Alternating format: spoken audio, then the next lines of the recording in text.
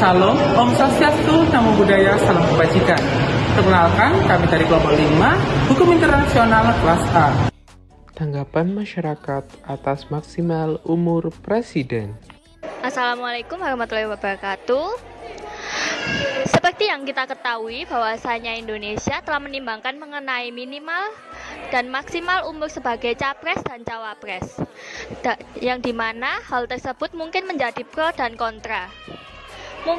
Akan tetapi apakah bisa menjadi batas usia umur tersebut dijadikan sebagai ius cogens dan kenapa alasannya?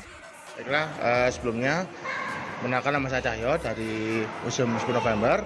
Jadi menurut saya kalau sebagai batas sebaiknya ya kalau menurut saya tergantung ya. Kan batas itu kan dibuat untuk seberapa dewasanya atau seberapa pengetahuan pengalaman dari para calonnya ya kan. Tapi kalau misalnya dia sejak muda sudah punya pengalaman yang banyak, bisa jadikan sebuah persyaratan khusus dengan kondisi tertentu, batas tertentu seperti itu. Jadi kalau sebenarnya kalau di batas berapapun tidak masalah gitu menurut saya. Dan kalau sudah lebih pun juga selama masih mampu untuk menjalani masa negara, itu oke, tidak masalah. Kan tentunya kan saya ambil contoh luar ya. Misalnya kayak Joe Biden kan sudah umur 70 berapa kan. Ya, kan bahkan calon yang saya calon kan umurnya masih 70 juga. Jadi sebenarnya bagi saya tidak masalah gitu. Selama masih bisa kompeten dan bisa untuk lebih membuat Indonesia lebih baik lagi gitu. Terima kasih. Terima kasih. Pengertian ius cogens. Dalam kesempatan pada kali ini saya akan menjelaskan tentang mengenai pengertian dalam ius cogens. Ius cogens merupakan asal dasar hukum dalam hukum internasional di mana ius cogens tersebut telah diakui oleh komunitas internasional yang dibuat untuk menjadi norma yang tidak boleh dilanggar dalam keadaan apapun. Dalam hal ini, ius cogens secara tidak langsung mengikat negara-negara tanpa melihat dan mempertimbangkan keikutsertaan negara tersebut dalam melakukan perjanjian di ius cogens tersebut. Hal ini dimaksudkan menjadi ius cogens menjadi untuk menjaga ketertiban dalam ius cogens tersebut dalam dimana menimbang tujuan awal dalam pembuatan ius cogens pada awal pembuatan norma ius cogens tersebut. Sifat ius cogens. Seperti yang kita ketahui bahwa hukum adalah peraturan yang bersifat memaksa. Namun, apakah ini berlaku untuk ius cogens? Contoh yang dapat kita ambil ialah penggunaan masker saat awal pandemi. WHO sudah menyarankan untuk beberapa negara menggunakan masker agar virus tidak menyebar dengan luas. Namun, beberapa negara belum mampu melaksanakan peraturan tersebut. Itu dikarenakan tidak ada virus yang terdeteksi masuk pada negaranya. Hal ini dapat mengakibatkan ius cogens tidak bersifat memaksa.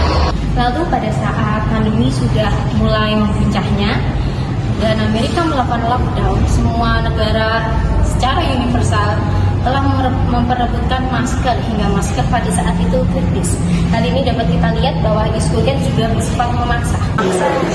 Namun setelahnya pandemi mereda, WHO kembali menyarankan para masyarakat untuk sudah tidak menggunakan masker. Namun dapat kita lihat di negara kita sendiri bahwa beberapa orang masih menggunakan masker, dan ini kembali lagi membuat ius cogens bersifat tidak memaksa. Jadi dapat kita tarik kesimpulan bahwa ius cogens tidak dapat dijawab apapun peraturan ini bersifat memaksa atau tidak. Karena kembali lagi pada hukum Allah bahwa manusia memiliki budaya dan kemauan atau haknya sendiri-sendiri. Terima kasih. Dampak ius cogens. Baik, di sini saya akan menjelaskan tentang dampak ius cogens yang secara universal. Baik, ius cogens dapat secara langsung mengikat semua negara tanpa mempertimbangkan keikutsertaannya dalam perjanjian internasional yang mengakui norma ius cogens tersebut. Hal ini dimaksudkan untuk menjaga ketertiban dalam tataran hukum internasional sesuai dengan tujuan awal pembentukan norma tersebut. Pada pasal 53, VCLT menyebutkan dua unsur norma ius cogens, yaitu secara universal masyarakat internasional, dan yang kedua sebagai norma yang tidak dapat dikurangi atau dibatasi kecuali oleh norma ius cogens tersendiri. Untuk menjelaskan unsur pertama, pengakuan secara universal dapat memiliki berbagai bentuk. Sebagaimana yang juga dijelaskan oleh Basioni, norma norma ius cogens dapat beranjak dari hukum kebiasaan internasional. Bahwa hukum kebiasaan internasional ini memiliki unsur-unsur praktek-praktek negara yang seragam dan keyakinan bahwa praktek tersebut adalah norma hukum. Pada unsur kedua, yakni tidak dapat dikurangi atau dibatasi kecuali oleh norma ius cogens juga, mengindikasikan status ius cogens sebagai norma tertinggi dalam hukum internasional. Karena itulah, ius cogens tidak dapat dikalahkan atas dasar lex superiori derogat legi inferiori. Yang dimungkinkan adalah ada ius cogens yang lebih spesifik yang diutamakan, yaitu lex specialis derogat legi generalis.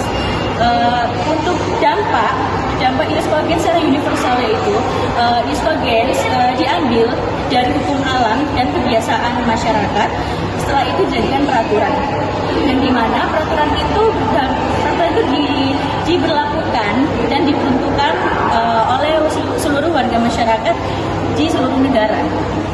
Tetapi di samping itu terdapat pro kontra. Untuk yang pro, di mana terjadinya perdamaian antar negara. Tetapi untuk yang kontra, di mana ada beberapa negara yang belum bisa menerima ius cogens tersebut, karena beberapa negara itu masih menerapkan budayanya sendiri dan mereka belum bisa menerima ius cogens tersebut, sehingga terdapat perbedaan pendapat antar negara itu tersebut. Terima kasih. Tanggapan kelompok.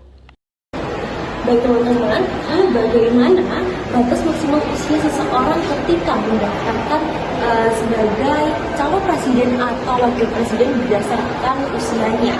Apakah hal tersebut bisa dijadikan ius cogens agar atau tidak agar bisa memberikan penyelesaian hukum dalam hukum internasional? Namun ini menurut pendapat kami syarat usia presiden atau wakil presiden tersebut tidak dapat dijadikan sebagai ius cogens. Tentunya hal ini disebabkan oleh beberapa faktor. Itu yang pertama, masing-masing negara memiliki sistem kenegaraan yang berbeda. Tentunya Amerika Serikat atau Federal, dan negara Peru atau Kamerun menerapkan sistem presidensial, dan negara yang bisa sendiri menerapkan sistem demokratis. Lalu yang kedua, usia bersifat subjektif.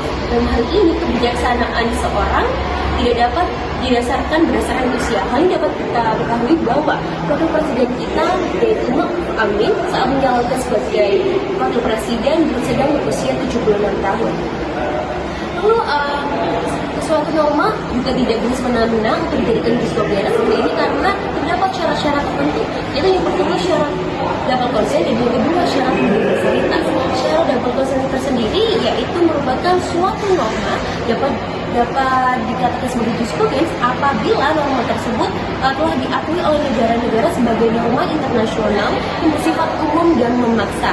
Lalu yang kedua secara universalitas, bahwa suatu norma tersebut haruslah diakui dan diterima oleh masyarakat negara sebagai keseluruhan atau secara universal oleh semua negara tanpa terkecuali. Terima kasih atas perhatiannya.